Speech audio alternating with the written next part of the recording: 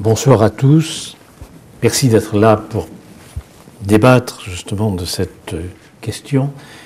Pour aller très vite, je dirais que la psychanalyse, elle a été portée dans notre civilisation occidentale, il faut quand même le préciser, démocratique occidentale, elle a été portée par des raisons pas seulement thérapeutiques, pas seulement théoriques, mais aussi idéologiques. C'est-à-dire qu'elle était largement soluble, pourrait-on dire, dans une certaine conception de l'homme, une conception qu'on peut dire une conception tragique, effectivement, de l'homme en débat avec lui-même. Ce qui, si vous voulez, faisait suite aussi à la naissance de la psychiatrie, au début alors du XIXe siècle, c'est-à-dire qu'il y a toujours dans l'homme, n'est-ce pas, à la fois de la raison et de la déraison, et que de ce conflit intérieur peuvent se produire des symptômes, peuvent se produire des aliénations, des folies, etc.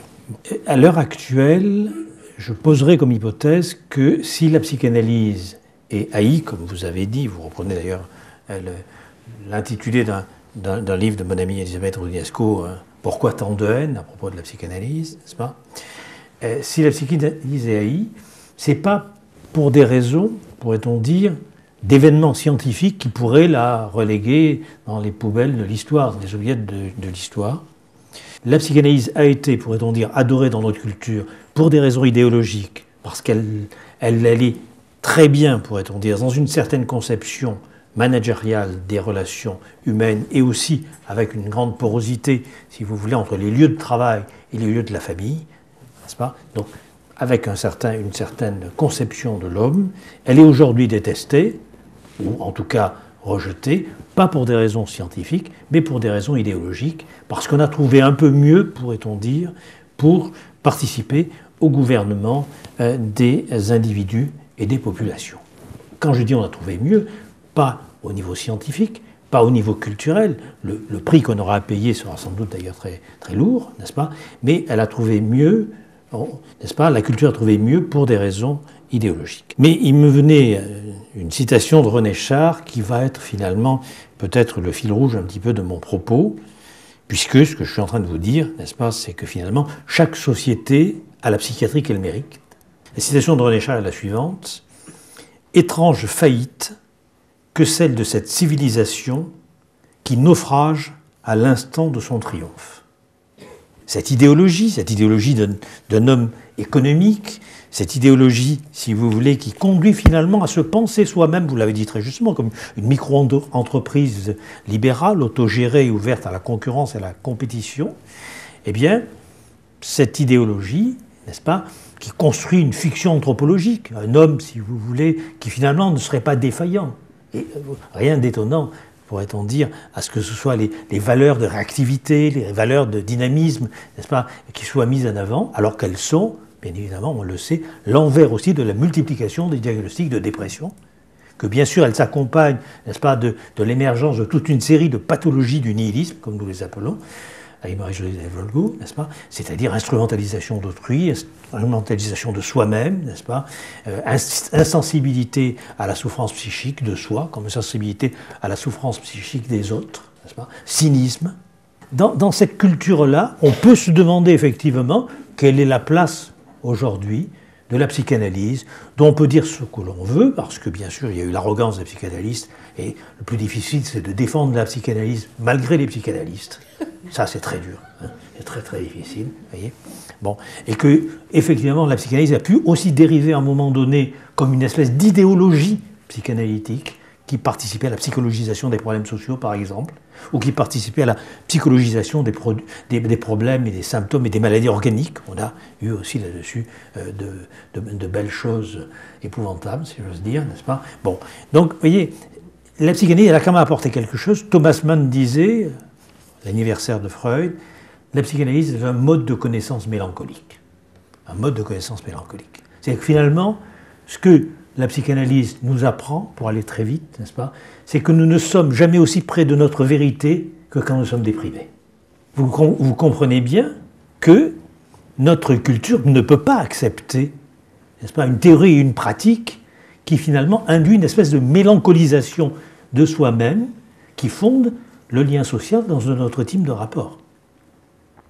La psychanalyse, elle dit que la réalité psychique se constitue comme le lieu, n'est-ce pas, où s'inscrivent les traces de ce que nous avons vécu et de ce que nous avons perdu. C'est le psychisme, pour le dire autrement, c'est le lieu d'inscription de nos pertes, de ce qui nous manque.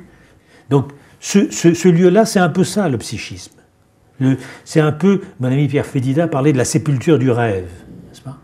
Donc vous comprenez bien que dans une civilisation qui vous dit que vous devez, si j'ose dire, être toujours en érection permanente ou en hyperactivité, n'est-ce pas? Vous pensez bien que là, il y a un conflit culturel majeur. Vous remarquerez d'ailleurs également, n'est-ce pas, la proximité entre les idéaux de haute civilisation qui demandent une réactivité immédiate, une culture de l'instant, qui demandent, si vous voulez, une hyperactivité, et puis qui ensuite imputent aux enfants la charge de leurs troubles, de leurs symptômes, en disant que s'ils sont hyperactifs et s'ils souffrent de troubles de l'attention, c'est parce qu'ils ont des vulnérabilités génétiques, plus ou moins activées ou inhibées par l'environnement, qui produisent, n'est-ce pas, des dysfonctionnements neuronaux, lesquels dysfonctionnements neuronaux provoquent des troubles du comportement. Vous comprenez bien que, n'est-ce pas, les sociétés se reflètent dans les pathologies dont elles chargent les experts d'en rendre compte. Ce qui se produit aussi aujourd'hui, n'est-ce pas, c'est aussi une recomposition des actes de soins selon une conception utilitariste et managériale. Ça, je crois que c'est un point important. Alors, ne pensez pas qu'il s'agisse seulement du coach, c'est-à-dire de ces nouveaux directeurs de conscience qui vont finalement vous aider à vous conduire comme une entreprise sur le marché de la concurrence. Allez sur les sites de rencontres. Allez sur les sites de rencontres et vous verrez que les gens se définissent, ils se chosifient. Il y a un terme pour ça, c'est le terme de réification. C'est le terme d'aliénation absolue, où même le langage et la pensée disparaissent. Disons que la réification, c'est le moment où vous avez perdu à la fois la possibilité de penser et de dire pour pouvoir essayer de vous soustraire à une aliénation fondamentalement sociale. Pris dans cette philosophie utilitaire, nous devenons monstrueux. Nous devenons des humains. La valeur morale d'une société se mesure à la manière dont elle traite les plus vulnérables de ses membres. On voit bien comment, dans notre civilisation, justement, on n'a pas besoin d'une psychiatrie qui pense. On n'a pas besoin d'une psychiatrie qui soigne. On a besoin d'une psychiatrie qui assure une maintenance sociale des individus et des populations à risque. Et comme on n'est pas dans un système disciplinaire et autoritaire, mais qu'on est dans un dispositif essentiellement sécuritaire, n'est-ce pas, on laisse les gens s'autogouverner librement en leur donnant de l'information et des espèces de contrôleurs de gestion de l'intime qui viennent leur dire à quel moment ils dérapent et puis bien sûr tout un réseau de surveillance, c'est-à-dire on va vers quelque chose qui a un nom, ce sont des dispositifs qui visent à prévenir, à repérer, à accompagner, à suivre des anomalies de comportement. L'anomalie, quand c'est rugueux, quand ça a un peu de relief, l'anomalie, c'est quelques irrégularités. Alors, si on aplatit les anomalies du comportement, qu'est-ce que ça veut dire du point de vue du sujet? Qu'est-ce que ça veut dire du point de vue de la population? Ça veut dire que aplati, n'est-ce pas, il n'y a plus de singularité. Et la menace aujourd'hui, elle est de ce côté-là. C'est une politique de civilisation, si vous voulez, qui vient, c'est pas un truc brutal, c'est pas un truc méchant, enfin pas pour l'instant en tout cas, hein, mais qui vient, n'est-ce pas, aplatir les comportements. Et pour ça, bien sûr, c'est pas la peine d'envisager la psychanalyse, des choses très compliquées comme ça, hein, si vous voulez, un truc un peu idiot, mais qui permet de prendre les gens au ras du comportement. Après tout, après, ils peuvent faire ce qu'ils veulent. Bon, s'ils sont trop pénibles, on va les exclure. Alors, on va pas les exclure en les mettant. Et encore, c'est tendance à revenir actuellement avec le gouvernement actuel, mais si vous voulez, ça ne va pas être, si vous voulez, les murs de l'asile, on va faire une espèce de séquestration sociale à l'intérieur de la cité.